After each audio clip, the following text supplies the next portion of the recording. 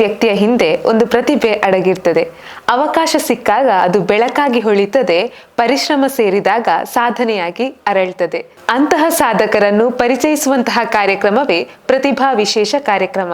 ಈ ವಿಶೇಷ ಚಾನೆಲ್ನ ಪ್ರತಿಭಾ ವಿಶೇಷ ಕಾರ್ಯಕ್ರಮಕ್ಕೆ ಎಲ್ಲ ವೀಕ್ಷಕರಿಗೂ ಪ್ರೀತಿಯ ಸ್ವಾಗತ.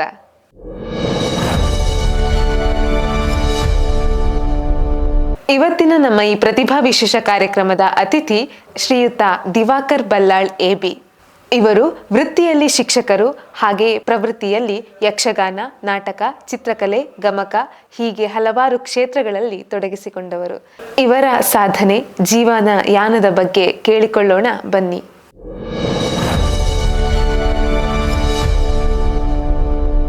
ದಿವಾಕರ್ ಸರ್, ತಮಗೆ ಕಾರ್ಯಕ್ರಮಕ್ಕೆ ಪ್ರೀತಿಯ ಸ್ವಾಗತ. ನಮಸ್ತೆ ಸರ್. ಪ್ರತಿಯೊಬ್ಬರಿಗೂ ತಮ್ಮ ಬಾಲ್ಯಕಾಲದ ಜೀವನ ಅಂತ ಹೇಳಿದ್ರೆ ಅದೊಂದು ಅವಿಸ್ಮರಣೀಯವಾಗಿರ್ತದೆ. ಹೇಗಿತ್ತು ನಿಮ್ಮ ಬಾಲ್ಯ ಮತ್ತೆ ಕೌಟುಂಬಿಕ ಹಿನ್ನೆಲೆ?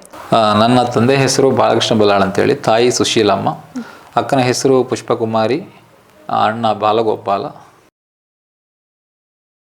ನಾನು ಹುಟ್ಟಿದ್ದು ಬೆಳ್ಳೂರಿನ ಅಡ್ವಳ ಎಂಬಲ್ಲಿ. ನನ್ನ ಮನೆಯಲ್ಲಿ ಅಪ್ಪ, ಅಮ್ಮ ಮತ್ತು ನಾವು 3 ಮಕ್ಕಳು. ಅಡ್ವಳ ಬೀಡು ಅನ್ನುವಂಥದ್ದು ನನ್ನ ಮನೆತನ. ಆಮೇಲೆ ಆರಂಭದಲ್ಲಿ ನಮ್ಮ ಕೌಟುಂಬಿಕ ಹಿನ್ನೆಲೆ ಅಂತ ಹೇಳುವಾಗ, ಆರಂಭದಲ್ಲಿ ನಾವು ಅಂದರೆ ಮಧ್ಯಮ ವರ್ಗಕ್ಕೆ ಸೇರಿದವರು, ಶ್ರೀಮಂತ ಕುಟುಂಬ ಏನಾಗಿರಲಿಲ್ಲ. ಆದರೆ ಮನೆತನ ಮಾತ್ರ ದುಡಿದಿತ್ತು. ಮನೆತನದ ಜೊತೆಗೆ ಬಡತನವೂ ಕೂಡ ಇತ್ತು. ಯಾಕೆಂದರೆ ಮನೆತನಕ್ಕೂ ಬಡತನಕ್ಕೂ ವ್ಯತ್ಯಾಸ ಇದೆ. ಹಾಗಾಗಿ ನಾನು ಹುಟ್ಟಿದಂತಹ ಸಂದರ್ಭದಲ್ಲಿ ಏನಾಯಿತು ಅಂತಂದರೆ, ನನ್ನ ಅಮ್ಮ ಅಂದರೆ ಅಪ್ಪ ಅವರ ಸ್ವಮನೆಯನ್ನು ಬಿಟ್ಟು ಬೇರೆ ಮನೆಗೆ ಹೋಗಬೇಕಾದಂಥ ಅನಿವಾರ್ಯತೆ ಬಂದಿತ್ತು.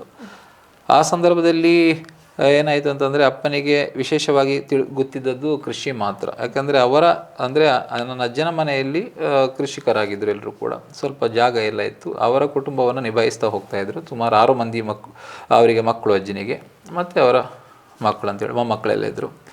ಹಾಗಾಗಿ ತಂದೆಗೆ ಸ್ವಲ್ಪ ಕಷ್ಟ ಆಯಿತು.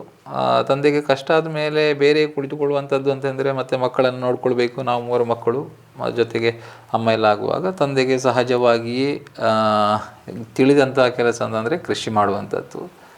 ಅದು ಕೃಷಿ ಮಾಡಬೇಕಿದ್ರೆ ಆ ಮನೆಯಲ್ಲೂ ಕೃಷಿ ಮಾಡಿದರೂ ಅದು ಬೆಳೆಯುವಲ್ಲಿವರೆಗೆ ಅವರಿಗೆ ಈ ಬಡತನಕ್ಕೆ ಹಸಿವೆಂಬ ಹೆಬ್ಬಾವು ಬಸ್ಸಿರ ಬಂದು ಹಿಡಿದೊಡೆ ವಿಷವೇರಿತ ಯಾಪಾದ ಮಸ್ತಕಕ್ಕೆ ಅಂತ ಜೇಡ್ರದಾಸಿಮಯ್ಯ ಹೇಳ್ತಾನೆ. ಹಾಗಾಗಿ ಬಡತನ ಬಂದರೆ ಮತ್ತೆ ಅದೊಂದು ಅದನ್ನು ನೀಗಿಸುವಂಥದ್ದು ದೊಡ್ಡ ಒಂದು ಕೆಲಸ ಆಗ್ತದೆ. ತಂದೆ ಸಹಜವಾಗಿಯೇ ಒಂದು ಕೂಲಿ ಕೆಲಸ ಮಾಡಬೇಕಾದಂಥ ಅನಿವಾರ್ಯತೆ ಬಂದೋದಾಗ್ತದೆ. ಹಾಗೆ ನಾನು ಹೇಳಿದ್ದು, ಬಡತನ ಮತ್ತು ಮನೆತನ ಅದಕ್ಕೆ ಸಂಬಂಧ ಇಲ್ಲ ಅಂತೇಳಿ. ಹಾಗೆ ನಾನು ಬಾಲ್ಯದಲ್ಲಿ ಬಡತನದಲ್ಲಿ ಬೆಳೆದಂಥವ. 3 ಮಕ್ಕಳು ನಾನು ಕೊನೆಯವ. ದೊಡ್ಡವಳು ಅಕ್ಕ, ಆಮೇಲೆ ಅಣ್ಣ ಮತ್ತು ನಾನು. ಮತ್ತು ಶಾಲಾ ಜೀವನದ ಬಗ್ಗೆ ಹೇಳುವುದಾದರೆ, ನಾನು ಕಲಿತದ್ದು 10ನೇ ಕ್ಲಾಸಿನವರೆಗೆ ಬೆಳ್ಳೂರು ಶಾಲೆಯಲ್ಲಿ. ಆಮೇಲೆ ನಾನು PUC ಅದು ಸುಳ್ಯದಲ್ಲಿ ಮಾಡಿದೆ. ಡಿಗ್ರಿ ಗೌರ್ಮೆಂಟ್ ಕಾಲೇಜು ಕಾಸರಗೋಡಲ್ಲೂ, ಅದೇ ರೀತಿಯಲ್ಲಿ BEd ಅನ್ನುವಂಥದ್ದನ್ನು ಶಾಲಾ ಅಂದರೆ ಕಣ್ಣೂರು ಯೂನಿವರ್ಸಿಟಿ ಅಂಡರಲ್ಲಿ ಕೆಲಸ ನಿರ್ವಹಿಸ್ತಾ ಇರುವಂತಹ ವಿದ್ಯಾನಗರದಲ್ಲಿರುವಂಥ ಚಾಲ ಎಂಬಲ್ಲಿ BEd ಮಾಡಿದ್ದು. ಮತ್ತು KSYU ಓಪನ್ ಯೂನಿವರ್ಸಿಟಿಯಲ್ಲಿ ನಾನು PG ಮಾಡಿದೆ. ಅದರ ಜೊತೆಗೆ ನೆಟ್ ಸೆಟ್ ಇದೆಲ್ಲ ಪಾಸಾದೆ. ಈಗ ನಿಮ್ಮ ವೃತ್ತಿ ಅಂತ ಬರುವಾಗ ನೀವು ಅಧ್ಯಾಪಕರಾಗಿ ಸೇವೆ ಸಲ್ಲಿಸ್ತಾ ಇರುವಂಥವರು, ಅದರ ಬಗ್ಗೆ ಹೇಳೋದಾದರೆ? ಅಧ್ಯಾಪನವನ್ನು ನಾನು ಆಯ್ಕೆ ಮಾಡಲಿಕ್ಕೆ ಕಾರಣ ಅಂತಂದರೆ, ನನ್ನ ಅಧ್ಯಾಪಕರು ಯಾವತ್ತಿಗೂ ಕೂಡ ಪ್ರತಿಯೊಬ್ಬರಿಗೊಬ್ಬರು ಮಾದರಿ, ರೋಲ್ ಮಾಡೆಲ್ ಅಂತ ಇರ್ತಾರಲ್ಲ. ಹಾಗಾಗಿ ನಾನು ಬೆಳ್ಳೂರು ಶಾಲೆಯಲ್ಲಿ ಕಲಿಯುವಂತಹ ಸಂದರ್ಭದಲ್ಲಿ ನನ್ನ ಅಧ್ಯಾಪಕರಾಗಿದ್ದವರು ಅದೆಲ್ಲ ಸಬ್ಜೆಕ್ಟ್ಗಳ ಅಧ್ಯಾಪಕರು. ಅವರು ನನಗೆ ಮಾದರಿ. ಮತ್ತೊಂದು ವಿಶೇಷ ಏನಪ್ಪ ಅಂತಂದರೆ, ಆ ಕಾಲದಲ್ಲಿ ಎಲ್ರಿಗೂ ಕೂಡ ಯಾರಲ್ಲೂ ಕೂಡ ಪ್ರಶ್ನೆ ಕೇಳಿದ್ರೆ ಹೇಳ್ತಾ ಇದ್ದದ್ದು, ನಿನಗೇನಾಗಬೇಕು, ನಿನ್ನ ಆ್ಯಂಬಿಷನ್ ಅಂತ ಕೇಳಿದ್ರೆ ನನಗೆ ಟೀಚರ್ ಆಗಬೇಕು ಅಷ್ಟೇ ಗೊತ್ತಿದ್ದದ್ದು. ಅಂದರೆ ಇಷ್ಟು ವೈಡ್ ಆಗಿರುವಂತಹ ವಿಚಾರಗಳು ಯಾರಿಗೂ ಕೂಡ ಗೊತ್ತಿರಲಿಲ್ಲ. ಬೇರೆ ಬೇರೆ ಹುದ್ದೆಗಳು ಅದು ಹೇಗೆ ಲಭಿಸ್ತಾ ಇತ್ತು, ಯಾವ ಕ್ಷೇತ್ರದಲ್ಲಿ ನಾವು ಮುಂದುವರಿಬೇಕು, ಯಾವುದನ್ನು ಕಲಿಬೇಕು, ಹೀಗೆ ಗೊತ್ತಿರಲಿಲ್ಲ. ನಮಗೆಲ್ಲ ತಿಳಿದದ್ದು ಒಂದೇ, ಅಧ್ಯಾಪನ, ಅದು ಬಿಟ್ಟರೆ ಪೊಲೀಸ್ ಆಗುವುದು, ಹೀಗೆಲ್ಲ ಮಕ್ಕಳು ಹೇಳ್ತಾ ಇದ್ದದ್ದು. ಆದರೆ ನಾನು ಅಧ್ಯಾಪಕನಾಗಿ ಆಗಬೇಕು ಅಂತ ನಾನು ಕನಸು ಕಂಡದ್ದು ನನ್ನ ಅಧ್ಯಾಪಕರಿಂದಾಗಿ. ಅದರಲ್ಲೂ ಪರ್ಟಿಕ್ಯುಲರ್ ಆಗಿ ಹೇಳಬೇಕಿದ್ರೆ ಬೇಸಿ ಗೋಪಾಲಕೃಷ್ಣ ಭಟ್ ಅಂತೇಳಿ, ಅವರು ನನಗೆ ಕನ್ನಡ ಅಧ್ಯಾಪನವನ್ನು ಮಾಡ್ತಾ ಇದ್ದವರು. ಅವರು ಕನ್ನಡ ಪಾಠ ಮಾಡುವಂತಹ ಸಂದರ್ಭದಲ್ಲಿ ಅದು ಹಾಡಾದರೆ ಹಾಡ್ತಾ ಇದ್ರು, ನಾಟಕ ಆದರೆ ನಾಟಕ ಮಾಡ್ತಾ ಇದ್ರು, ಕಾವ್ಯ ವಾಚನ ಅಂದರೆ ಕಾವ್ಯ ವಾಚನ ಮಾಡ್ತಾ ಇದ್ರು, ಕಥೆ ಆದರೆ ಕಥೆಯನ್ನು ಅದೇ ರೀತಿಯಲ್ಲಿ ಹೇಳ್ತಾ ಇದ್ರು. ಅಂದರೆ ಯಾವ ಪ್ರಕಾರವಾಗಲಿ ಆ ಪ್ರಕಾರವನ್ನು ಅದೇ ರೀತಿಯಲ್ಲಿ ಅವರು ನಮಗೆ ಬೋಧಿಸ್ತಾ ಇದ್ರು.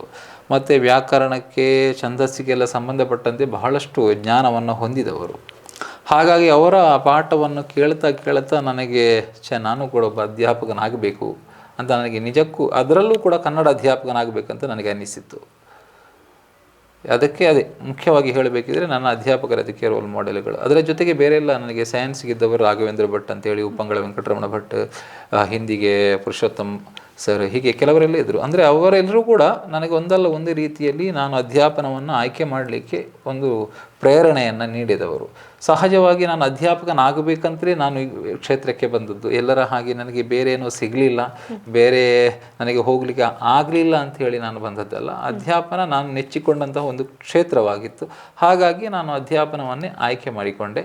ಅಧ್ಯಾಪನವನ್ನು ಆಯ್ಕೆ ಮಾಡುವುದಕ್ಕೆ ಅವರು ಕಾರಣ ಆದರೂ ಕೂಡ ಆಮೇಲೆ ಅಧ್ಯಾಪನದಲ್ಲಿ ಅವರಿಂದ ನಾನು ಗಳಿಸಿಕೊಂಡದ್ದು ಮತ್ತು ನನ್ನ ಸೃಜನಾತ್ಮಕತೆಯನ್ನು ಇಟ್ಟುಕೊಂಡು ನಾನು ಒಂದು ವಿಭಿನ್ನವಾದಂತಹ ರೀತಿಯಲ್ಲಿ ಅಧ್ಯಾಪನವನ್ನು ನಾನು ಸ್ಟಾರ್ಟ್ ಮಾಡಿದೆ. ಹಾಗೆ ಅಧ್ಯಾಪಕನಾಗಲಿಕ್ಕೆ ಸ್ವಲ್ಪ ಕಷ್ಟ ಆಗಿತ್ತು ನನಗೆ B.Ed ಮಾಡುವಂತಹ ಸಂದರ್ಭದಲ್ಲಿ. ಆದರೂ ಕೂಡ ಅಧ್ಯಾಪಕನಾಗಬೇಕು ಅಂತ ಹಠ ತೊಟ್ಟು ನಾನು ಈ ಕ್ಷೇತ್ರಕ್ಕೆ ಬಂದವ. ಯಥಾ ರಾಜ ತಥಾ ಪ್ರಜಾ, ಯಥಾ ಗುರು ಯಥಾ ಶಿಷ್ಯ ಅಂತ ಹೇಳ್ತಾರೆ. ಈಗ ನಿಮ್ಮ ಶಿಕ್ಷಕರಾದಂತಹ ಬೇಸಿ ಗೋಪಾಲಕೃಷ್ಣ ಸರ್ ಅವರ ಹಾಗೆಯೇ ನಿಮಗೆ ಕೂಡ ಬೇರೆ ಬೇರೆ ರೀತಿಯ ಕ್ಷೇತ್ರಗಳಲ್ಲಿ ಆಸಕ್ತಿ, ಯಕ್ಷಗಾನ ಇರ್ಬೋದು, ನಾಟಕ ಇರ್ಬೋದು, ಗಮಕ ಇರ್ಬೋದು, ಈ ರೀತಿ ಹಲವು ಕ್ಷೇತ್ರಗಳಲ್ಲಿ ಆಸಕ್ತಿ ನಿಮಗೂ ಇದೆ. ಇದೆಲ್ಲ ಹೇಗೆ ಹುಟ್ಟಿಕೊಂಡಿತ್ತು ಅಂತ? ಯಕ್ಷಗಾನ ಅನ್ನುವಂಥದ್ದು ನನಗೆ ನನ್ನ ಕೌಟುಂಬಿಕ ಹಿನ್ನೆಲೆಯಿಂದ ಬಂದಿರೋದು. ನನ್ನ ಅಜ್ಜ ಅಂದರೆ ಅಮ್ಮನ ಅಪ್ಪ ಕೃಷ್ಣಯ್ಯ ಬಲ್ಲಾಳ್ ಅಂತೇಳಿ, ಅವರೊಬ್ಬ ಉತ್ತಮ ಯಕ್ಷಗಾನ ಕಲಾವಿದರು, ವೇಷಧಾರಿ, ಜೊತೆಗೆ ಅರ್ಥಗಾರಿಕೆಯನ್ನು ಉಳಿದವರಿಗೆ ಹೇಳಿಕೊಡ್ತಾ ಇದ್ರು. ಅವರ ಶಿಷ್ಯಂದಿರು ತುಂಬ ಮಂದಿ ಈಗಲೂ ಕೂಡ ಬೆಳ್ಳೂರಿನ ಆಸುಪಾಸಿನಲ್ಲಿ ಈಗಲೂ ಕೂಡ ಇದ್ದಾರೆ. ಅಂದರೆ ಅವರ ಒಂದು ಅರ್ಥಗಾರಿಕೆ ಅನ್ನುವಂಥದ್ದು ಬಹುಶಃ ಅವರು ಅಷ್ಟೊಂದು ಪ್ರಚಾರಕ್ಕೆ ಬರಲಿಲ್ಲ. ಅದರ ಜೊತೆಗೆ ನನ್ನ ಅಜ್ಜಿಯ ಅಣ್ಣ ಇದ್ದರು ಮತ್ತೊಬ್ಬರು, ಕೃಷ್ಣಯ್ಯ ಬಲ್ಲಾಳ್ ಅಂತೇಳಿ, ಅವರ ಹೆಸರು ಕೂಡ ಹಾಗೆ. ಅವರು ಮದ್ದಳೆ ಮತ್ತು ಚೆಂಡೆ ಚೆನ್ನಾಗಿ ವಾದಿಸುವವರಾಗಿದ್ದರು, ಅದರಲ್ಲಿ ಎಕ್ಸ್ಪರ್ಟ್ ಆಗಿದ್ದರು. ಅದರ ಜೊತೆಗೆ ನನ್ನ ಅಪ್ಪನಿಗೂ ಕೂಡ ಚೆಂಡೆ ವಾದಿಸುವುದಕ್ಕೆ, ಚೆಂಡೆ ಬಾರಿಸುವುದಕ್ಕೆ ಚೆನ್ನಾಗಿ ತಿಳಿದಿತ್ತು. ಹಾಗಾಗಿ ಈ ಯಕ್ಷಗಾನ ಅನ್ನುವಂಥದ್ದು, ಯಕ್ಷಗಾನದ ಈ ಇನ್ಸ್ಟ್ರೂಮೆಂಟ್ಗಳೆಲ್ಲವೂ ಕೂಡ ಅದು ನನಗೆ ಕೌಟುಂಬಿಕವಾಗಿ ಸಿಕ್ಕಿದಂತಹ ಒಂದು ವರ ಅಂತ ಹೇಳ್ಬೋದು.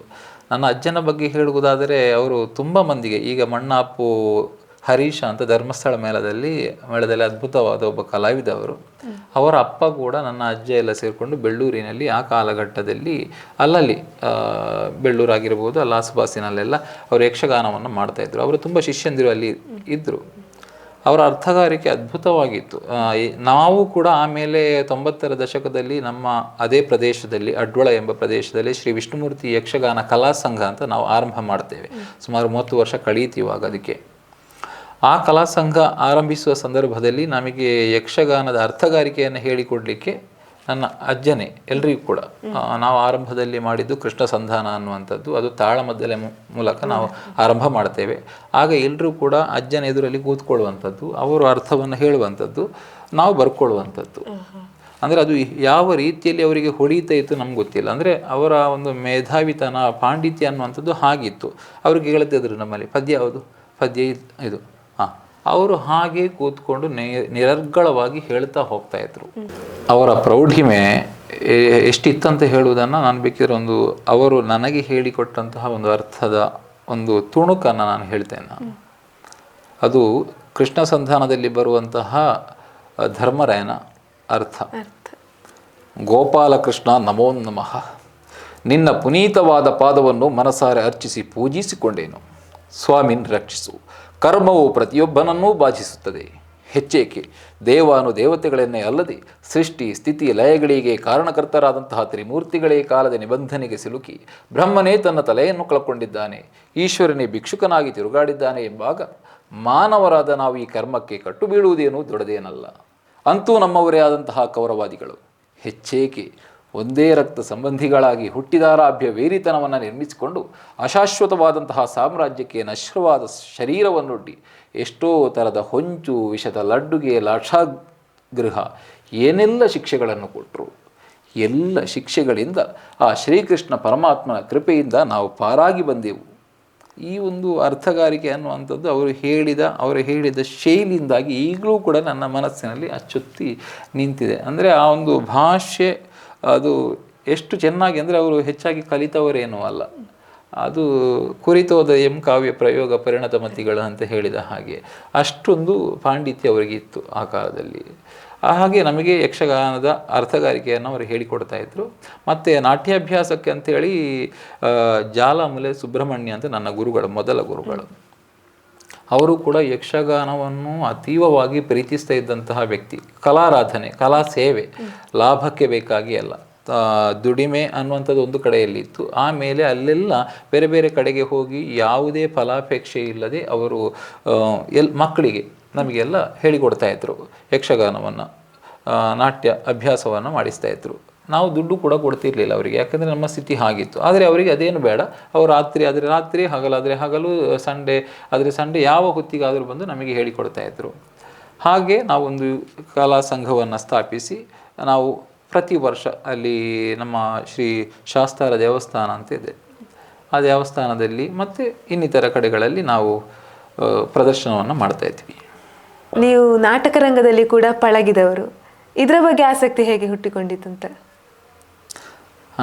ಅದೇ ನಾನು ನಿಮ್ಮಲ್ಲಿ ಹೇಳಿದ ಹಾಗೆ ಕಲೆ ಅನ್ನುವಂಥದ್ದು ನನಗೆ ಕೌಟುಂಬಿಕವಾಗಿ ನನಗೆ ಸಿದ್ಧಿಸಿದಂತಹ ಒಂದು ವಿಶೇಷವಾದ ನಾಟಕ ಅನ್ನುವಂಥದ್ದು. ನಾನು ಸಿನಿಮಾ ನೋಡೋ ಹುಚ್ಚು ನನಗೆ ಬಾಲ್ಯದಲ್ಲಿ.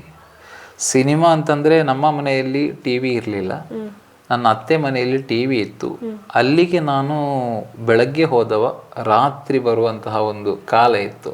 ಅಂದರೆ ಬೆಳಗ್ಗಿನಿಂದ ಸಂಜೆಯವರೆಗೆ ಟಿ ವಿ ನೋಡುವಂಥದ್ದು, ಅದು ಸಿನಿಮಾಗಳನ್ನು ನೋಡುವಂಥದ್ದು, ಹೆಚ್ಚಾಗಿ ಮಲಯಾಳ, ಕನ್ನಡ, ತಮಿಳು, ಯಾವ ಭಾಷೆ ಅಂತೆಲ್ಲ ಸಿನಿಮಾಗಳನ್ನು ನೋಡುವಂಥದ್ದು.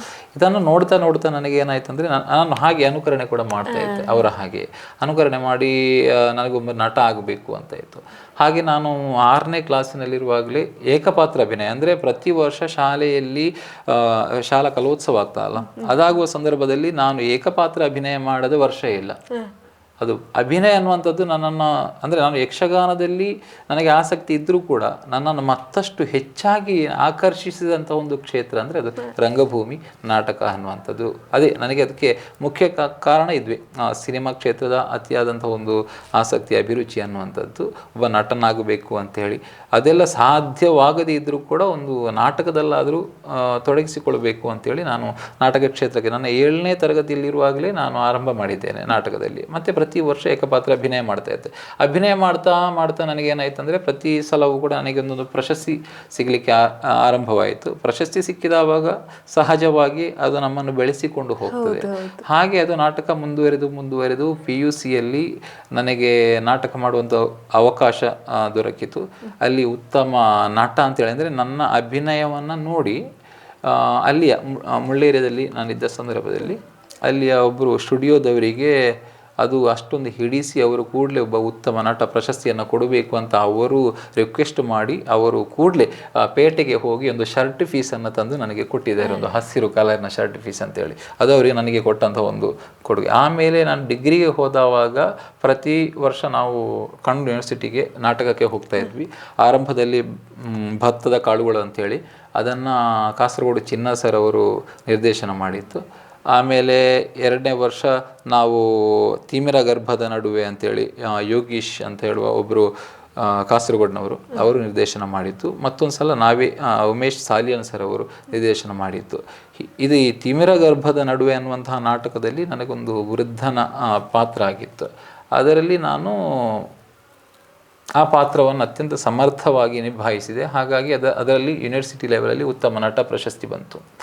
ಹಾಗೆ ಈ ಪ್ರಶಸ್ತಿಗಳು ಮತ್ತು ಅಭಿನಯ ಮತ್ತು ಕೆಲವರು ಸಹಜವಾಗಿ ಹೇಳುವಂಥ ವಿಚಾರಗಳು ಒಳ್ಳೆಯದಾಗಿದೆ ಅಂತ ಹೇಳುವಾಗ ಅದು ನಮಗೇನೋ ಒಂದು ತುಂಬ ಖುಷಿ, ಸಂತೋಷವನ್ನು ಕೊಡ್ತಾ ಇತ್ತು. ಹಾಗೆ ಅದರಲ್ಲಿ ಮತ್ತಷ್ಟು ಆಸಕ್ತಿ ಬೆಳೆಯಿತು. ಮತ್ತಷ್ಟು ಇದರಲ್ಲಿ ನನಗೆ ಕಲಿಬೇಕು, ಮುಂದುವರಿಬೇಕು, ಇದನ್ನು ಬೆಳೆಸಿಕೊಂಡು ಹೋಗಬೇಕು ಅಂತ ನನಗೆ ಅನ್ನಿಸ್ತು.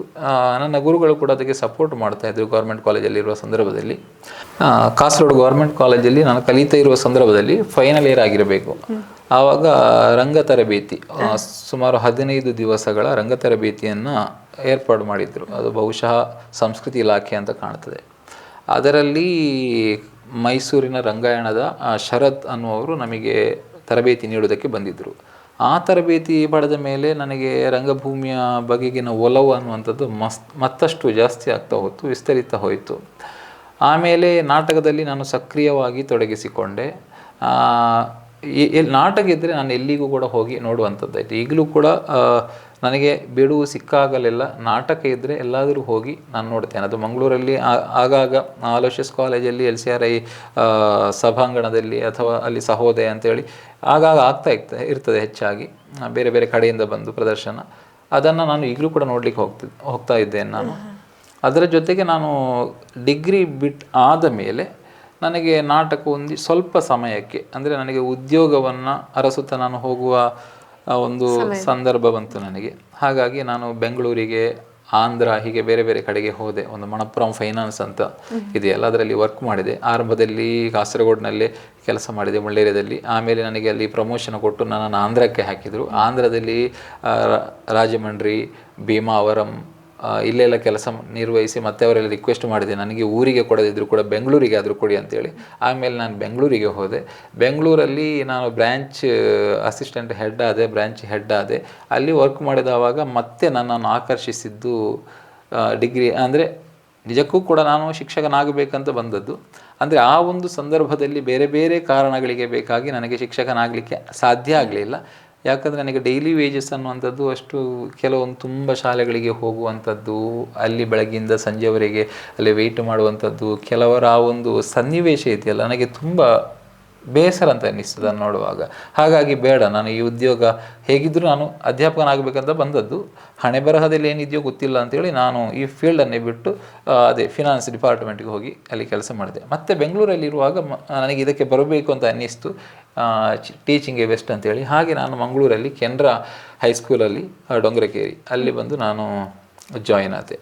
ಅಲ್ಲಿ ಸುಮಾರು 5 ವರ್ಷಗಳವರೆಗೆ ಅಲ್ಲಿ ನಾನು ಕೆಲಸ ನಿರ್ವಹಿಸಿದೆ. ಆಗ ಅಲ್ಲಿ ಮಕ್ಕಳಿಗೆ ಮತ್ತೆ ನನ್ನ ಈ ನಾಟಕ ಒಮ್ಮೆ ಬಿಟ್ಟು ಹೋದಿದೆಯಲ್ಲ, ಅದನ್ನು ನಾನು ಮಕ್ಕಳಿಗೆ ಸಣ್ಣ ಸಣ್ಣ ಪ್ರಹಸನಗಳು ಮತ್ತು ಯಕ್ಷಗಾನ ಕೂಡ ಮಾಡಿಸಿದ್ದೆ. ನಾನೇ ಕಲಿಸಿದ್ದು ಮಕ್ಕಳಿಗೆ, ನಾನೇ ಕಲಿಸಿ ಯಕ್ಷಗಾನವನ್ನು ಕೂಡ ಮಾಡಿಸಿದ್ದೆ ಮಕ್ಕಳಿಂದ. ಪ್ರತಿ ವರ್ಷ ಏನಾದರೂ ಒಂದು ಯಕ್ಷಗಾನ, ಇಲ್ಲದಿದ್ದರೆ ಕಿರು ಪ್ರಹಸನಗಳು, ಇಲ್ಲದೆ ಹೋದರೆ ಕೆಲವೊಮ್ಮೆ ಸಂಗೀತಕ್ಕೆ ಸಂಬಂಧಪಟ್ಟದ್ದು ಏನಾದರೂ ಕೂಡ ನಾವು ಮಾಡ್ತಾಯಿದ್ವಿ. ಅಲ್ಲಿರುವಾಗ ಮತ್ತೆ ನನಗೆ ಪರಿಚಯ ಆದ್ದು ಮಂಗಳೂರಲ್ಲಿ ಆಯನ ನಾಟಕದ ಮನೆ ಅಂತೇಳಿ. ಆಯನ ನಾಟಕದ ಮನೆಯಲ್ಲಿ ಇರುವವರೆಲ್ಲರೂ ಕೂಡ ಪ್ರತಿಭಾನ್ವಿತ ಕಲಾವಿದರೆ, ಸಿನಿಮಾ ನಟರೇ ಎಲ್ಲ. ಚಂದ್ರಹಾಸ ಉಳ್ಳಾಲ ಆಗಿರ್ಬೋದು, ಪ್ರಭಾಕರ ಕಾಪಿಕಾಡ್ ಆಗಿರ್ಬೋದು, ಅದರ ನಿರ್ದೇಶಕರು ಮೋಹನ್ ಚಂದ್ರ ಮೋಚ ಅಂತ ಅವರು ನೀನಾಸಂನವರು. ಅವರ ಒಂದು ಗರಡಿಯಲ್ಲಿ ಪಳಗಿದೆ ಮತ್ತು ನಾನು ಅವರ ಗರಡಿಯಲ್ಲಿ ಪಳಗುವುದಂತಂದರೆ ಅವರೆಲ್ಲರೂ ಕೂಡ ಆ ಒಂದು ಕ್ಷೇತ್ರದಲ್ಲಿ ಅಷ್ಟೊಂದು ಅನುಭವವನ್ನು ಹೊಂದಿದವರು. ಆ ಅನುಭವದ ಧಾರೆ ನನಗೂ ಕೂಡ ಸಿಗುವಂತಾಯಿತು ಅವರ ಜೊತೆ ಸೇರಿದ ಕಾರಣ. ಮತ್ತು ಅಲ್ಲಿ ಇದ್ದುಕೊಂಡು ಒಂದು ದಿ ಲೀಡರ್ ಅನ್ನುವಂತಹ ಒಂದು ನಾಟಕವನ್ನು ನಾವು ಮಾಡಿದ್ದೀವಿ. ಅದು ಅಸಂಗತ ನಾಟಕ. ಅದರಲ್ಲಿ ಹೀರೋನ ಪಾರ್ಟೇ ನನಗೆ ಕೊಟ್ಟರು. ಅದಕ್ಕೆ ನಮಗೆ ಟ್ರೈನಿಂಗ್ ಕೊಡಲಿಕ್ಕೆ ಬಂದವರು KP ಲಕ್ಷ್ಮಣ್ ಅಂತೇಳಿ. ಅವರು ಇಂಟರ್ನ್ಯಾಷನಲ್ ಸ್ಕೂಲ್ ಆಫ್ ಡ್ರಾಮಾ, ಅದು ಸಿಂಗಾಪುರಲ್ಲಿರುವಂಥದ್ದು. ಅಲ್ಲಿಯ ಸ್ಟೂಡೆಂಟ್ ಆಗಿದ್ದವರು, ಅಷ್ಟು ಕೂಡ ಅನುಭವವನ್ನು ಹೊಂದಿದವರು. ನಮಗೆ ಸುಮಾರು ಸಂಜೆ 5 ಗಂಟೆ ನಂತರ ನಮಗೆ ಮಂಗಳೂರಲ್ಲಿ ಪದುವಾ ಕಾಲೇಜಿನಲ್ಲಿ ಅವರು ನಮಗೆ ಟ್ರೈನಿಂಗ್ ಕೊಡ್ತಾಯಿದ್ರು ರಂಗಭೂಮಿಯ. ಮತ್ತು ಈ ನಾಟಕವನ್ನು ಎತ್ತಿಕೊಂಡು ನಾಟಕ ನಿರ್ದೇಶನ ಕೂಡ ಮಾಡ್ತಾಯಿದ್ರು. ಅಲ್ಲಿ ಸುಮಾರು 1.5 ರಿಂದ 2 ತಿಂಗಳ ಕಾಲ ಅವರ ಅಂಡರಲ್ಲಿ ನಾವು ಕೆಲಸ ಮಾಡಿದ್ದೇವೆ. ಅವರ ಅಂಡರಲ್ಲಿ ಕೆಲಸ ಮಾಡುವುದಂತಂದರೆ ಅದೊಂದು ಇಂಟರ್ನ್ಯಾಷನಲ್ ಸ್ಕೂಲ್ ಆಫ್ ಡ್ರಾಮಾ, ಅಂದರೆ ಭಾರತದಿಂದ ಸುಮಾರು ಕೆಲವೇ ಮಂದಿಗೆ ಮಾತ್ರ ಆಯ್ಕೆ ಆಗಲಿಕ್ಕೆ ಸಾಧ್ಯ ಆಗೋದಂತೆ. ಅವರೊಬ್ಬರು ಅದರಲ್ಲಿ. ಹಾಗೆ ತುಂಬ ಅನುಭವವನ್ನು ಹೊಂದಿದವರು. ಈಗಲೂ ಕೂಡ ಅಲ್ಲಲ್ಲಿ ನಾಟಕ ಮಾಡ್ತಾ ಇದ್ದಾರೆ. ಅಂದರೆ ರಂಗಭೂಮಿಯ ಇಡೀ ಏನು ವಿಶ್ವಮಟ್ಟದಲ್ಲಿ ಬೇರೆ ಬೇರೆ ದೇಶಗಳ ಅಲ್ಲಿನ ರಂಗಭೂಮಿಯ ಸ್ವರೂಪ, ಲಕ್ಷಣ ಇದೆಲ್ಲವನ್ನು ಕೂಡ ತಿಳಿದಂತಹ ವ್ಯಕ್ತಿ. ಯಾಕಂದರೆ ಅಲ್ಲಿಗೆ ಬರುವಂತಹ ವಿದ್ಯಾರ್ಥಿಗಳು ಕೂಡ ಹಾಗಿರ್ತಾರೆ. ಅವರಂದ್ರಲ್ಲಿ ಪಳಗಿದವಾಗ ಮತ್ತು ಕೂಡ ಈ ಭಾಷೆಯ ಪ್ರಯೋಗ, ನಮ್ಮ ನಾಟೆ, ರಂಗಭೂಮಿಯ ಬಗ್ಗೆ ಮತ್ತಷ್ಟು ನನಗೆ ತಿಳಿದುಕೊಳ್ಳುವುದಕ್ಕೆ ಸಹಕಾರಿಯಾಯಿತು. ಆಮೇಲೆ ನಾನು ನಮ್ಮದೇ ಊರಿನಲ್ಲಿ ಈಗ ಪ್ರಸ್ತುತ ಅಭಿನಯ ಕಲಾ ತಂಡ ಅಂತೇಳಿ, ನನ್ನ ಮಾವ ಅದರ ಸ್ಥಾಪಕರು. ಅಲ್ಲಿ ತುಳು ನಾಟಕಗಳನ್ನು ಮಾಡಲಿಕ್ಕೆ ಆರಂಭ ಮಾಡಿದ್ದೇವೆ. ಸ್ಟಾರ್ಟಿಂಗಲ್ಲಿ ನಾನು ಕನ್ನಡ ನಾಟಕದಲ್ಲಿ ಮಾತ್ರ ನಾನು ಅಭಿನಯ ಮಾಡ್ತಾ ಇದ್ದೆ. ಈಗ ಇವರಿಂದಾಗಿ ನನಗೆ ತುಳು ನಾಟಕದಲ್ಲೂ ಕೂಡ ಅಭಿನಯ ಮಾಡೋದಕ್ಕೆ ಒಂದು ಅವಕಾಶ ದೊರಕಿತು. ನಿಜ ಹೇಳಬೇಕಿದ್ರೆ ನನಗೆ ನಾಟಕದಲ್ಲಿ ಆರಂಭ ಒಬ್ಬರು ಗುರು ಅಂತ ನನಗೆ ನಾಟಕದಲ್ಲಿ ಸಿಕ್ಕಿದ್ದು ಉಮೇಶ್ ಸಾಲಿಯನ್ ಅವರು, ಕಾಸರಗೋಡಿನಲ್ಲಿ. ಅವರು ಬಂಗಾರಂ ನಾಟಕ ಅಂತ ಒಂದು ನಾಟಕವನ್ನು ನಿರ್ದೇಶನ ಮಾಡಿದರು. ಅದು ಮೈಸೂರು ಮತ್ತು ಬೆಂಗಳೂರಿನಲ್ಲಿ ನಾಟಕೋತ್ಸವಕ್ಕೆ ಬೇಕಾಗಿ ಅದರ ನಿರ್ದೇಶನ ಮಾಡಿದ್ದು ಅವರೇ. ಹಾಗಾಗಿ ಅವರ ಅಂಡರಲ್ಲೂ ಕೂಡ ಅಂದರೆ ಬೇರೆ ಬೇರೆ ನಿರ್ದೇಶಕರ ಕೆಳಗೆ ದುಡಿದ ಕಾರಣ ಅವರ ಎಲ್ಲ ಚಿಂತನೆಗಳಾಗಿರ್ಬೋದು, ನಾಟಕದ ಬಗೆಗೆ ಅವರ ಅನುಭವಗಳಾಗಿರ್ಬೋದು, ಅದೆಲ್ಲವೂ ಕೂಡ ನಮಗೆ ತಿಳಿಯುವುದಕ್ಕೆ ಸಾಧ್ಯ ಆಯಿತು. ಬಂಗಾರಂ ಮೈಸೂರು ಮತ್ತು ಬೆಂಗಳೂರಲ್ಲಿ ನಾವು ಅಭಿನಯಿಸಿದ್ದೇವೆ. ಅಲ್ಲಿಯೂ ಕೂಡ ನನ್ನಿಂದ ಸಾಧ್ಯವಾದಷ್ಟು ನಾನು ಅಭಿನಯ ಮಾಡಿದೆ. ಆಗ ಒಬ್ಬರು ಅಲ್ಲಿ ಅಮೇರಿಕಾದ ಒಬ್ಬರು ಮಹಿಳೆ ಸಿಕ್ಕಿದ್ರು. ಅವರು ಬಂದು ಬಹಳ ಖುಷಿಯಾಗಿ ಅವರು ನನ್ನನ್ನು ಅಪ್ಪಿಕೊಂಡು ತುಂಬ ಚೆನ್ನಾಗಿ ಮಾಡಿದ್ದಿ ಹಾಗೆ ಅಂದರೆ ಆ ಡಿಗ್ರಿ ಕಾಲದಲ್ಲಿ ಆಗುವಾಗ ನಾವು ತುಂಬ ಓಪನ್ ಅಪ್ ಆಗಿರ್ತೇವೆ. ಆ ಒಂದು ಏಜ್ ಹಾಗಿರ್ತಲ್ಲ, ನಾವು ಅಭಿನಯ ಮಾಡೋದಂತಂದರೆ ತುಂಬ ಓಪನ್ ಅಪ್ ಆಗಿ ಅಭಿನಯ ಮಾಡ್ತಾ ಇದ್ವಿ. ಹಾಗಾಗಿ ಅದೆಲ್ಲ ತುಂಬ ಮರೆಯಲಾರದಂಥ ಒಂದು ನೆನಪುಗಳು. ಸಿನಿಮಾದಲ್ಲಿ ಮಾಡಲಿಲ್ಲ ನೀವು? ಸಿನಿಮಾ ಅನ್ನುವ ಕ್ಷೇತ್ರಕ್ಕೆ ಹೋಗಬೇಕು ಅಂತ ತುಂಬ ನನಗೆ ಆಸಕ್ತಿ ಇತ್ತು. ಆದರೆ ನನ್ನ ಒಂದು ಪರ್ಯಾಪ್ತ ಅನ್ನುವಂತಹ ಅದೇ ನನ್ನ ಮಾವ ಅಂತ ಹೇಳಿದ್ನಲ್ಲ, ಮಧುಸೂದನ ಬಲ್ಲಾಳ್ ಅಂತೇಳಿ, ಅವರೊಂದು ಪರ್ಯಾಪ್ತ ಅಂಥೇಳಿ ಒಂದು ಕಿರುಚಿತ್ರ ಮಾಡಿದರು. ಆ ಕಿರುಚಿತ್ರದಲ್ಲಿ ಒಂದು ಸಣ್ಣ ನ್ಯೂಸ್, ಅಂದರೆ ನಾನು ಇಲ್ಲಿ ಇರಲಿಲ್ಲ, ಅವರಿಗೆ ನಾನು ಸಿಗಲಿಲ್ಲ, ಹಾಗಾಗಿ ನೀನು ಅಲ್ಲಿಂದ ಆದರೂ ಓಕೆ ತೊಂದರೆ ಇಲ್ಲ ಅಂತ ಹೇಳಿದರು. ಹಾಗೆ ಒಂದು ದಿವಸ ಬಂದು ನಾನು ಒಂದು ನ್ಯೂಸ್ ರೀಡಿಂಗ್ನ ಅಂದರೆ ಒಂದು ಚಾನೆಲ್ನ ಒಂದು ಸೀನು ಬರ್ತದೆ, ಅದರಲ್ಲಿ ನಾನು ಅಲ್ಲಿ ಹೋಗಿ ಸ್ಟುಡಿಯೋದಲ್ಲಿ ಹೋಗಿ ರೆಕಾರ್ಡ್ ಮಾಡಿಸ್ತೇನೆ. ಸಿನಿಮಾಕ್ಕೆ ಹೋಗುವಂಥದ್ದು ದೊಡ್ಡ ಕನಸಾಗಿತ್ತು ನನಗೆ. ಆದರೆ ಹೋಗುವಂತಹ ಚಾನ್ಸ್ ಇದ್ದರೂ ಕೂಡ ಅಲ್ಲಿಯ ಒಂದು ಕಷ್ಟಗಳು, ಆಮೇಲೆ ಅದು ಯಾವತ್ತೂ ಕೂಡ ಹಾಗೆ ನಮಗೆ ಒಳ್ಳೆಯದು ಅಂತ ಕಾಣುವಂಥದ್ದು ಎದುರು ಏನು ಕಾಣುತ್ತದೋ ಅದಾಗಿರೋದಿಲ್ಲ, ಅದರ ಹಿನ್ನೆಲೆ ಅನ್ನುವಂಥದ್ದು ತುಂಬ ಅದು ಕಠಿಣ ಇರ್ತದೆ.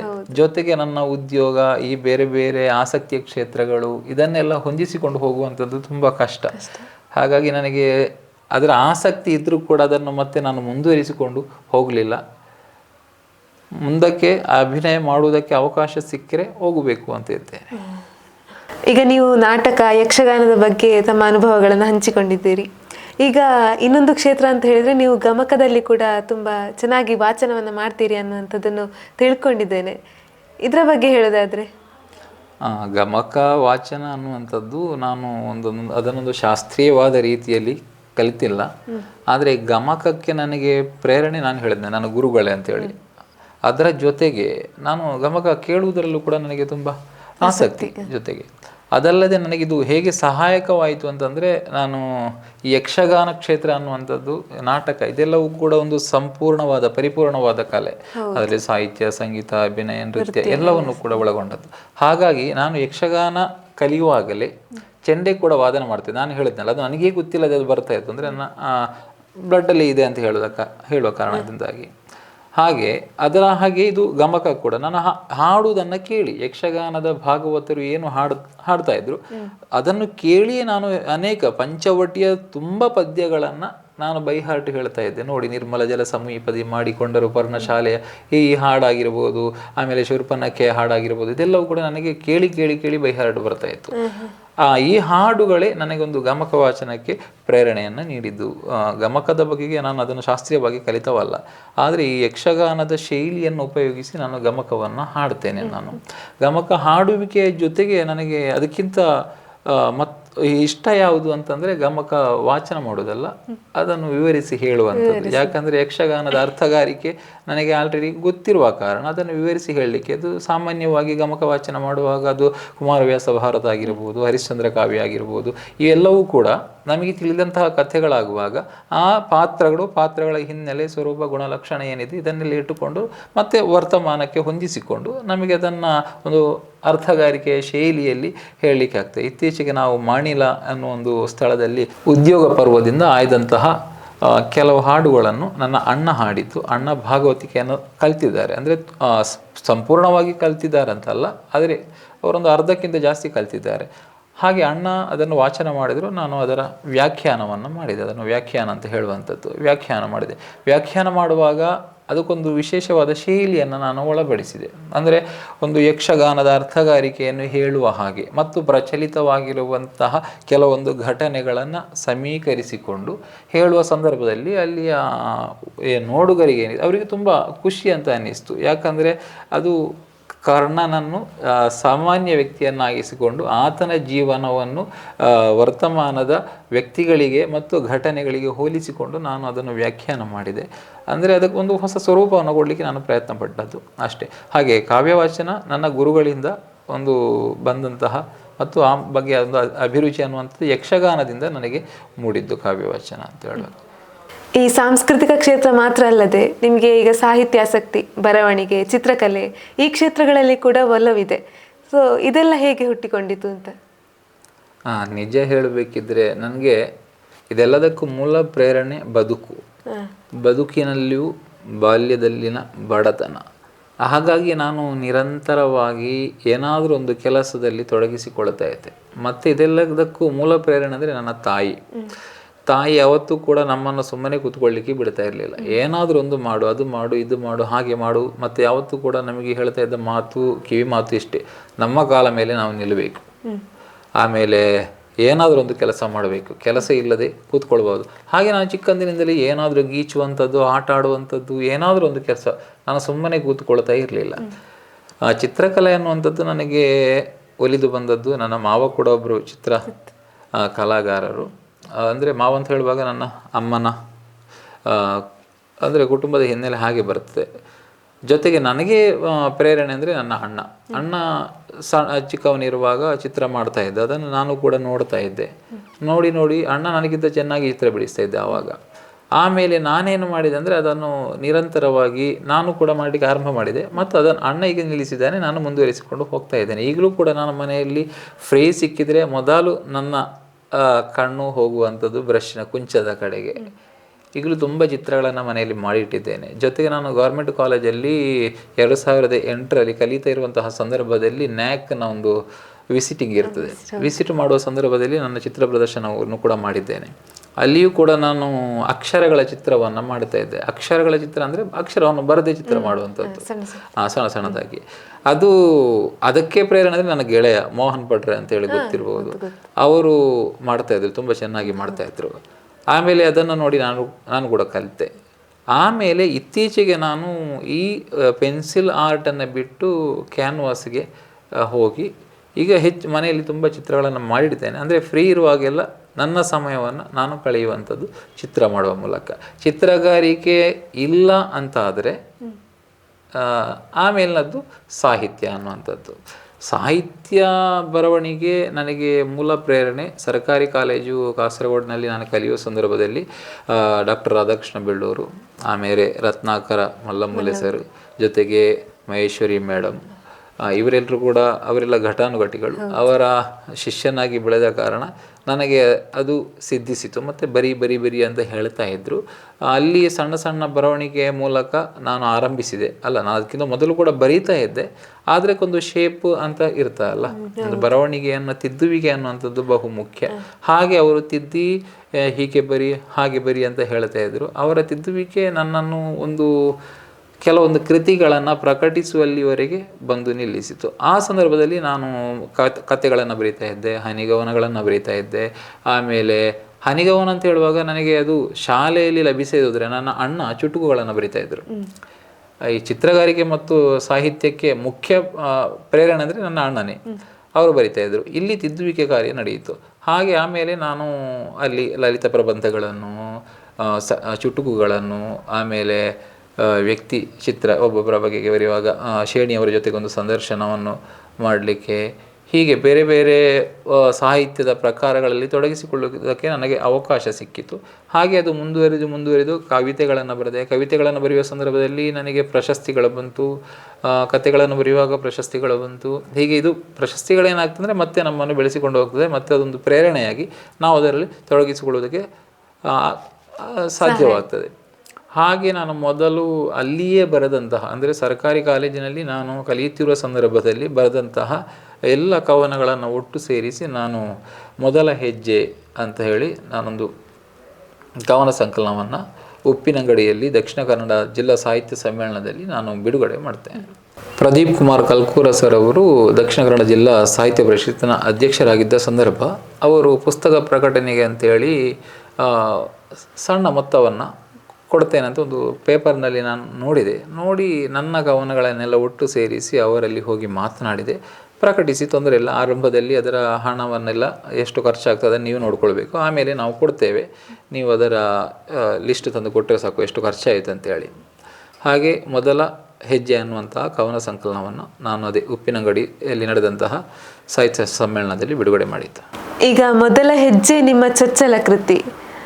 ಇಲ್ಲಿವರೆಗೆ ಎಷ್ಟು ಕೃತಿಗಳನ್ನು ರಚಿಸಿ ಪ್ರಕಟಿಸಿದ್ದೀರಿ? ಇದುವರೆಗೆ 5, ಇನ್ನು ಬರುವ ತಿಂಗಳು 1-2 ಕೃತಿಗಳು ಪ್ರಕಟಗೊಳ್ಳುವುದಕ್ಕೆ ಇದೆ, ಹಾಗೆ 7 ಆಗ್ತದೆ. ಈ 5 ಕೃತಿಗಳಲ್ಲಿ ಹೆಚ್ಚಾಗಿ ಕವನ ಸಂಕಲನಗಳೇ ಇರುವಂಥದ್ದು. ಒಂದು ಭಾವಗೀತೆಗಳ ಸಂಕಲನ, ಏಕಾಂತದಲ್ಲರಳಿದ ಭಾವಕುಸುಮ ಅಂತೇಳಿ, ಆಮೇಲೆ ಸವೆದ ಹಾದಿಯ ಪಯಣ ಅಂತೇಳಿ ಅದು ಕವನ ಸಂಕಲನಗಳು. ಕುಣಿಯೋಣ ಬಾರ ಅಂತೇಳಿ ಮಕ್ಕಳ ಒಂದು ಅಭಿನಯ ಗೀತೆಗಳನ್ನು ನಾನು ರಚಿಸಿದ್ದೆ. ಅದು ತುಂಬ ಮಂದಿಗೆ ಇಷ್ಟ ಆಗಿತ್ತು. ಅದು ಉತ್ತರ ಕರ್ನಾಟಕದ ಮಂದಿ ಕೂಡ ಅದನ್ನು ಇಷ್ಟಪಟ್ಟು ಕೊಂಡರು. ಈಗ ಆ ಪುಸ್ತಕಗಳೇ ನನ್ನಲ್ಲೇ ಇಲ್ಲ, ಅಂದರೆ ನನ್ನಲ್ಲೇ ಇಲ್ಲ, ಬರೆದ ನನ್ನಲ್ಲೇ ಇಲ್ಲ. ಅಲ್ಲಿ ಅದು ಬಹುಶಃ ಅದರದ್ದು ಹಾಡುಗಳು ಅಲ್ಲಲ್ಲಿ ಅಭಿನಯ ಗೀತೆಗಳನ್ನಾಗಿ ಟೀಚರ್ಸ್ ಎಲ್ಲ ಕೇಳ್ತಾ ಇದ್ರು ನನ್ನಲ್ಲಿ. ಅದಾದಮೇಲೆ ರಸಾಯನ ಅಂತೇಳಿ ಕಳೆದ ವರ್ಷ ಒಂದು ಲಲಿತ ಪ್ರಬಂಧಗಳ ಸಂಕಲನವನ್ನು ಬಿಡುಗಡೆ ಮಾಡಿದೆ. ಈಗ ಒಂದು ಪಂಚರಂಗಿ ಅಂತ ನಾಟಕ ಸಂಕಲನ, ಒಂದು 5 ನಾಟಕಗಳನ್ನು ಒಳಗೊಂಡಿದೆ. ಅದು ಬರುವ ತಿಂಗಳಲ್ಲಿ ಅದರ ಬಿಡುಗಡೆ ಕೆಲಸ ಎಲ್ಲ ಆಲ್ಮೋಸ್ಟ್ ಆಯಿತು. ಮತ್ತೊಂದು ಒಳಮನದ ಸುಳಿಗಳು ಅಂತೇಳಿ ಕವನ ಸಂಕಲನ, ಅದರಲ್ಲಿ ಎಲ್ಲವೂ ಕೂಡ ಒಳಗೊಂಡಂತಹ ಒಂದು ಕವನ ಸಂಕಲನ. ಹೀಗೆ 7 ಪುಸ್ತಕಗಳು, ಪ್ರಕಟಗೊಂಡದ್ದು 5, ಹಂತದಲ್ಲಿ 2, ಹೀಗೆ. ಆದರೆ ನಾನು ಈ ಸಂದರ್ಭದಲ್ಲಿ ವಿಶೇಷವಾಗಿ ನಾನು ಇದಕ್ಕೆ ಧನ್ಯವಾದ ಸಮರ್ಪಿಸಬೇಕಾದ್ದು ನನ್ನ ಬಂಧುಗಳಿಗೆ, ಗೆಳೆಯರಿಗೆ ಮತ್ತು ಕಾಸರಗೋಡು, ದಕ್ಷಿಣ ಕನ್ನಡ ಈ ಭಾಗದ ಶಿಕ್ಷಕರಿಗೆ. ಅಂದರೆ ನಾನು ಕೃತಿ ರಚಿಸಿದ ಕೂಡಲೇ ಅದನ್ನು ಕೊಂಡು ಕೆಲವೊಮ್ಮೆ ಕಾಲ್ ಮಾಡಿ ನನಗೊಂದು ಪುಸ್ತಕ ಕೊಡಿ ಅಂತ ಒಂದು ಪ್ರೀತಿಯಿಂದ ಕೊಂಡು ಓದ್ತಾರೆ. ಹಾಗಾಗಿ ಆ ಒಂದು ಭಾಗ್ಯ ಅಂತ ಹೇಳ್ಬೋದು, ಆ ಪ್ರೀತಿ ಇದೆಯಲ್ಲ. ಅಂದರೆ ಈಗಿನ ಕಾಲದಲ್ಲಿ ಓದುವವರು ಕಡಿಮೆ, ಅದರಲ್ಲೂ ಕವನ ಸಂಕಲನಗಳಾದರೆ ಮತ್ತೆ ಯಾರೂ ಓದುವುದಿಲ್ಲ. ಹಾಗಿದ್ರೆ ನಾನು ಬರೆದೆ ಅಂದರೆ ನನ್ನ ಮೇಲೆ ಒಂದು ಪ್ರೀತಿಯಿಂದ, ಅಭಿಮಾನದಿಂದ ಅವರು ಕೊಂಡುಕೊಳ್ತಾರೆ. ಹಾಗಾಗಿ 2-3 ಪುಸ್ತಕಗಳ ಒಂದು ಪ್ರತಿಯು ಕೂಡ ಈಗ ನನ್ನಲ್ಲಿ ಇಲ್ಲ. ಅಂದರೆ ಅದೊಂದು ಖುಷಿಯ ವಿಚಾರ. ಎಲ್ಲರೂ ಕೂಡ ಅದನ್ನು ಕೊಂಡುಕೊಳ್ತಾರೆ. ಅದು ಓದುವುದಕ್ಕೋ ಅದು ಮತ್ತೆ ಅವರಿಗೆ ಬಿಟ್ಟರು. ಅಂದರೆ ನಮ್ಮ ಬರವಣಿಗೆಗೆ ಅದೊಂದು ಪ್ರೇರಣೆ ಆಗ್ತದೆ. ಮುಡಿಯುವ ಭೋಗಿಗಳು ಬೇಕಲ್ಲ, ಇಲ್ಲದಿದ್ದರೆ ಅದು ಬಾಡಿ ಹೋಗ್ತದೆ. ಹಾಗಾಗಿ ಅಂಥ ಕೊಳ್ಳುವವರಿದ್ದಾರೆ ಅಂತೇಳಿ ನಾನು ಮತ್ತೆ ಕೂಡ ಬರೆಯುವಂತಹ ಒಂದು ಉತ್ಸಾಹವನ್ನು ತೋರ್ತಾ ಇದ್ದೇನೆ. ಈಗ ನಿಮ್ಮ ಜೀವನದಲ್ಲಿ ಬೇರೆ ಬೇರೆ ಕ್ಷೇತ್ರಗಳಲ್ಲಿ ತೊಡಗಿಸಿಕೊಂಡಿದ್ದೀರಿ. ಸೊ ಇದಕ್ಕೆ ಪ್ರೇರಣೆ ಅಂತ ಹೇಳಿ ಬೇರೆ ಬೇರೆ ಪ್ರಶಸ್ತಿ ಪುರಸ್ಕಾರಗಳು ನಿಮಗೆ ಲಭಿಸಿರ್ಬೋದು. ಅದರ ಬಗ್ಗೆ ಹೇಳೋದಾದರೆ? ಪ್ರಶಸ್ತಿ ಅಂತೇಳಿ ದೊಡ್ಡ ಮಟ್ಟಿನ ಪ್ರಶಸ್ತಿಗಳೇನು ಬರಲಿಲ್ಲ. ದೊಡ್ಡ ಮಟ್ಟಿನ ಪ್ರಶಸ್ತಿ ಅಂತೇಳಿ ಅದರ ಹಿಂದೆ ಹೋಗಲಿಕ್ಕೂ ಇಷ್ಟ ಇಲ್ಲ. ನನಗೆ ಪ್ರಶಸ್ತಿ ಅನ್ನುವಂಥದ್ದು ನನಗೆ ಅಷ್ಟು ಇಷ್ಟ ಇಲ್ಲದ ಒಂದು ಕೆಲಸ. ಅಂದರೆ ನಾನು ಬೇರೆ ಬೇರೆ ಕೆಲಸಗಳನ್ನು ಮಾಡ್ತೇನೆ, ಮಾಡಿದರೂ ಕೂಡ ನಾನು ಅದರಲ್ಲಿ 100ಕ್ಕೆ 100 ಒಂದು ಪ್ರೌಢಿಮೆಯನ್ನು ಗಳಿಸಿಕೊಂಡಿದ್ದೇನಂತಲ್ಲ, ಎಲ್ಲವೂ ಕೂಡ ನನ್ನ ಅಭಿರುಚಿಯಿಂದಾಗಿ ಬಂದದ್ದು. ಹಾಗಾಗಿ ಆದರೆ ನನಗೆ ದಸರಾ ಕಾವ್ಯ ಪುರಸ್ಕಾರ ಅಂತೇಳಿ ಒಂದು ಕವನ ರಚನೆಯ 2 ಕವನಗಳನ್ನು ಬರೆದು ಕಳಿಸಲಿಕ್ಕೆ ಅಂತೇಳಿ, ಅದರಲ್ಲಿ 2 ಕವನಗಳು ಆಯ್ಕೆಯಾಗಿ 2021ರಲ್ಲಿ ನನಗೆ ದಸರಾ ಕಾವ್ಯ ಪುರಸ್ಕಾರ ಅಂತ ಬಂತು. ಅದು ರಾಜ್ಯ ಮಟ್ಟದ, ಕಾಸರಗೋಡು ಮತ್ತು ಕರ್ನಾಟಕ ರಾಜ್ಯ. ಅದಾದ ಮೇಲೆ ನನಗೆ ಏಕಪಾತ್ರ ಅಭಿನಯ ಅನ್ನುವಂಥ ಒಂದು ಹಂಪಿಯ ಅಲ್ಲಿ ನಡೆದಂಥ ಕಾರ್ಯಕ್ರಮ, ಅದರಲ್ಲಿ ಕೂಡ ಏಕಪಾತ್ರ ಅಭಿನಯಕ್ಕೆ ಬೇಕಾಗಿ, ಅಂದರೆ ರಾಜ್ಯ ಮಟ್ಟದ ಏಕಪಾತ್ರ ಅಭಿನಯ ಸ್ಪರ್ಧೆಯಲ್ಲಿ ನಾನು ಭಾಗವಹಿಸಿ ಕಲಾ ವಿಶಾರದ ಅನ್ನುವಂಥ ಒಂದು ಬಿರುದು.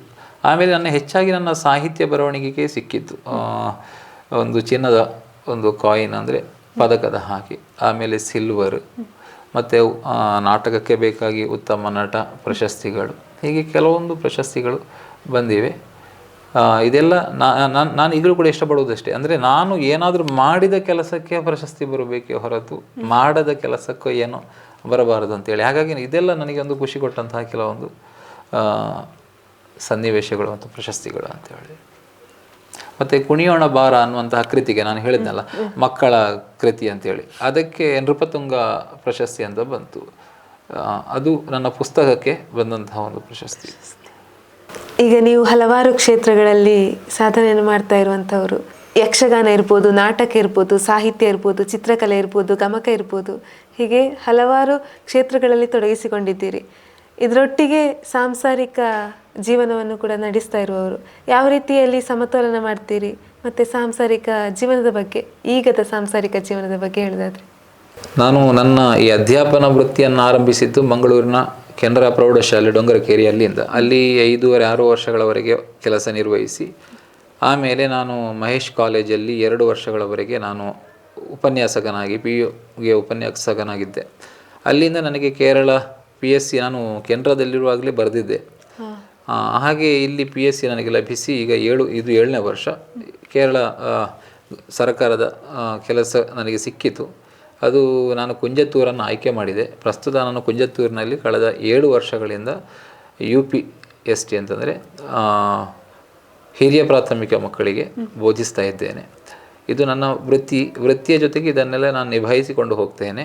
ನಿಭಾಯಿಸುವುದಂತಂದರೆ ಅದೇ ನನ್ನ ಒಂದು ಸ್ವಭಾವ, ಅಂದರೆ ನಿರಂತರವಾಗಿ ಬ್ಯುಸಿಯಾಗಿರಬೇಕು ಜೀವನದಲ್ಲಿ ಅಂತೇಳಿ. ಹಾಗೆ ಬ್ಯುಸಿಯಾಗಿರುವುದನ್ನೇ ನಾನು ಇಷ್ಟಪಡುವ. ಅದರ ಜೊತೆಗೆ ಇದನ್ನೆಲ್ಲ ತೊಡಗಿಸಿಕೊಂಡಿದ್ದೇನೆ.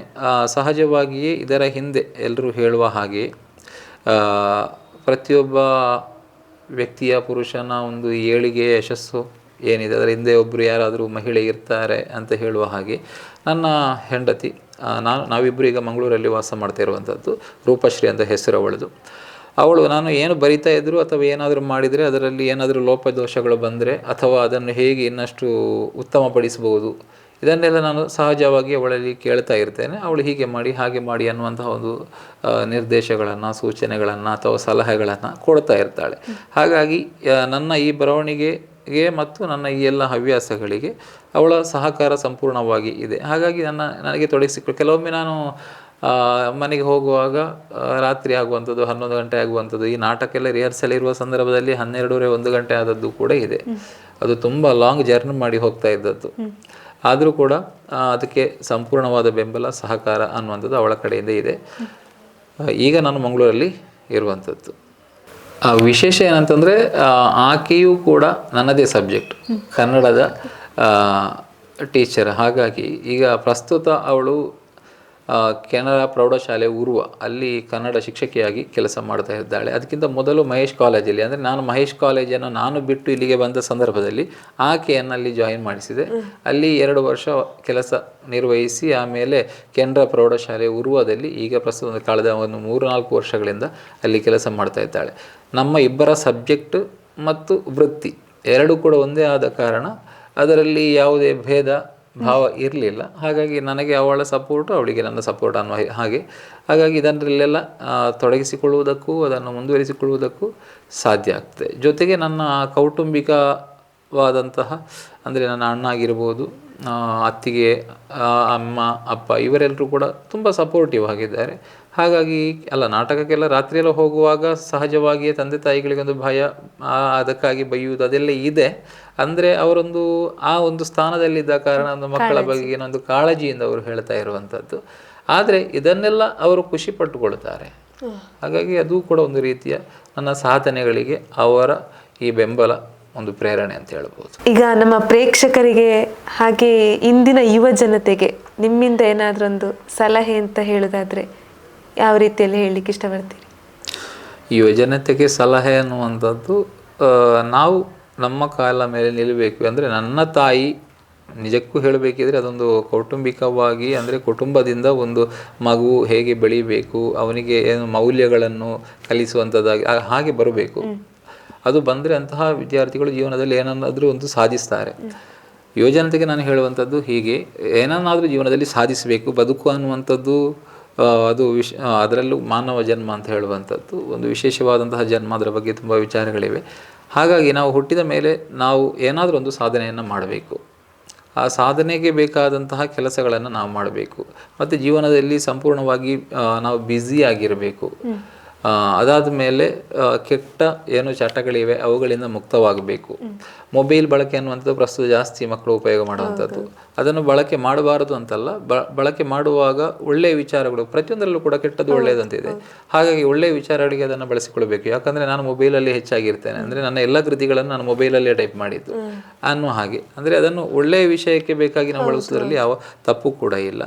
ಜೊತೆಗೆ ಮೌಲ್ಯಗಳು ಅನ್ನುವಂಥದ್ದು ಹಿಂದಿನ ಕಾಲಕ್ಕೂ ಈಗಿನ ಕಾಲಕ್ಕೂ ನಾವು ಹೋಲಿಕೆ ಮಾಡುವಾಗ ಅದು ತುಂಬ ಇವತ್ತು ಅದರ ಸ್ಥಿತಿ ಹದಗೆಟ್ಟಿದೆ. ಹಾಗಾಗಿ ಅದು ಮತ್ತೆ ಬರಬೇಕು. ನಮ್ಮ ಸಂಸ್ಕೃತಿ, ಪರಂಪರೆ, ದೇಶದ ಬಗೆಗಿನ ಅಭಿಮಾನ ಇದೆಲ್ಲವನ್ನು ಕೂಡ ನಾವು ಬೆಳೆಸಿಕೊಳ್ಬೇಕು. ಜೀವನದಲ್ಲಿ ಏನಾದರೂ ಒಂದು ಸಾಧನೆಯನ್ನು ಮಾಡಬೇಕು. ಆ ಸಾಧನೆಯನ್ನು ಮಾಡಬೇಕಿದ್ರೆ ನಮ್ಮಲ್ಲಿ ಏಕಾಗ್ರತೆ, ಶ್ರದ್ಧೆ, ನಿಷ್ಠೆ ಇದೆಲ್ಲವನ್ನು ಕೂಡ ನಾವು ಅಳವಡಿಸಿಕೊಳ್ಳಬೇಕು ನಮ್ಮ ಜೀವನದಲ್ಲಿ. ಇಷ್ಟು ನಾನು ಹೇಳಲಿಕ್ಕೆ ಇಷ್ಟಪಡ್ತೇನೆ. ನಾನು ಇಷ್ಟು ಹೊತ್ತು ನಮ್ಮ ಈ ಪ್ರತಿಭಾ ವಿಶೇಷ ಕಾರ್ಯಕ್ರಮಕ್ಕೆ ಆಗಮಿಸಿ ತಮ್ಮ ಜೀವನದ ಕಥೆಗಳನ್ನು ಮನಮುಟ್ಟುವ ರೀತಿಯಲ್ಲಿ ಹೇಳಿದ್ರಿ. ನಿಮಗೆ ನಮ್ಮ ಕಾರ್ಯಕ್ರಮದ ಪರವಾಗಿ ಪ್ರೀತಿಯ ಧನ್ಯವಾದಗಳು. ಒಂದು ವಿಷಯವನ್ನು ನನಗೆ ಹೇಳಬೇಕು, ಯಾಕಂದರೆ ನಾನು ಒಬ್ಬ ಸಾಧಕ ಅನ್ನುವ ನೆಲೆಯಲ್ಲಿ ಇಲ್ಲಿ ಕೂತಿದ್ದೇನಂತ. ಆ್ಯಕ್ಚುಲಿ ನಾನು ಹೇಳಬಾರ್ದಿದ್ದು, ಆದರೂ ಕೂಡ ಕೂತಿದ್ದೇನಂತಲ್ಲ. ಸಾಧನೆ ಅನ್ನುವಂಥದ್ದು ಅದು ಪರಿಪೂರ್ಣತೆಯನ್ನು ಹೊಂದುವುದಕ್ಕೆ ಇಲ್ಲ. ಆದರೂ ಕೂಡ ನನಗೆ ಒಂದು ಈ ಅವಕಾಶವನ್ನು ಕೊಟ್ಟಿದ್ರಿ. ಅಂದರೆ ನಮ್ಮ ಊರಿನಲ್ಲಿ ಸಾಮಾನ್ಯರಾದವರನ್ನು ಕೂಡ ಕರೆದು ಕೂತುಗೊಳಿಸಿ ಹೀಗೆ ಒಂದು ಸಂದರ್ಶನವನ್ನು ಮಾಡಿ ಅವರ ಜೀವನದ ವಿಚಾರಗಳನ್ನು ಜನಗಳಿಗೆ ತಿಳಿಸುವಂತಹ ಒಂದು ದೊಡ್ಡ ಕೆಲಸವನ್ನು, ಅಸಾಮಾನ್ಯವಾದ ಕೆಲಸ, ಸಾಮಾನ್ಯರನ್ನು ಕರೆದು ಅಸಾಮಾನ್ಯವಾದಂತಹ ಒಂದು ಕೆಲಸವನ್ನು ಮಾಡ್ತೀರಿ. ಹಾಗಾಗಿ ನಿಮ್ಮ ಚಾನಲ್ಗೆ ನನ್ನ ಪರವಾಗಿ ತುಂಬ ಹೃದಯದ ಧನ್ಯವಾದಗಳು. ಇಷ್ಟು ಹೊತ್ತು ಅಧ್ಯಾಪಕರಾಗಿರುವಂತಹ ಶ್ರೀಯುತ ದಿವಾಕರ್ ಬಲ್ಲಾಳ್ AB ಇವರೊಂದಿಗೆ ಇವರ ಜೀವನಯಾನದ ಕಥನವನ್ನ ಎಳೆಯಾಗಿ ತಿಳ್ಕೊಂಡ್ವಿ. ಮುಂದೆ ಇನ್ನೊಬ್ಬ ಅತಿಥಿಯೊಂದಿಗೆ ಮುಂದಿನ ಸಂಚಿಕೆಯಲ್ಲಿ ಭೇಟಿಯಾಗೋಣ. ಅಲ್ಲಿವರೆಗೆ ನಮಸ್ಕಾರ.